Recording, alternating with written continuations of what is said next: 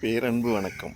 அதிகாலை 5 மணிக்குள்ளே எழுந்திரிச்சு பச்சை தண்ணியில் குளிச்சுட்டு உங்களோடு நீங்கள் ஒரு வாக்கிங் மிக சிறப்பாக ஆனந்தமாக அற்புதமாக இன்றைய நாளை கொண்டாடலாம். இன்று ஞாயிற்றுக்கிழமை ரொம்ப அற்புதமான நாள், ஓய்வுக்குரிய நாள் அப்படின்னு நம்ம மைண்ட் செட் பண்ணியிருக்கோம். ஓய்வுக்கே ஓய்வு கொடுக்கக்கூடிய நாளாகிறோம்.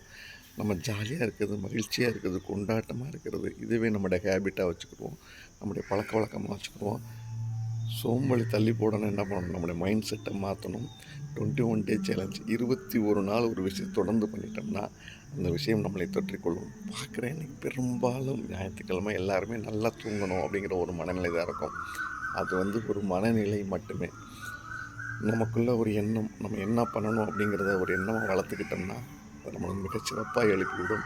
இயற்கை நம்மளோடு இசைவாக இருக்கும், இணைந்திருக்கும். நம்ம இயற்கையோடு இணைந்திருப்போம்.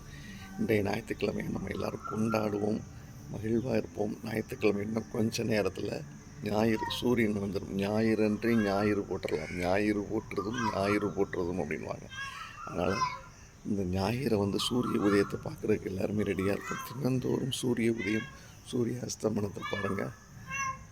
காலையில் பூனை கத்துற சவுண்டு கேட்குதா, கோழி கூவுற சத்தம் கேட்குதா, எல்லாமே ரொம்ப சிறப்பாக இருக்கும். ஒவ்வொரு நாளையும் நம்ம கொண்டாடுவோம்.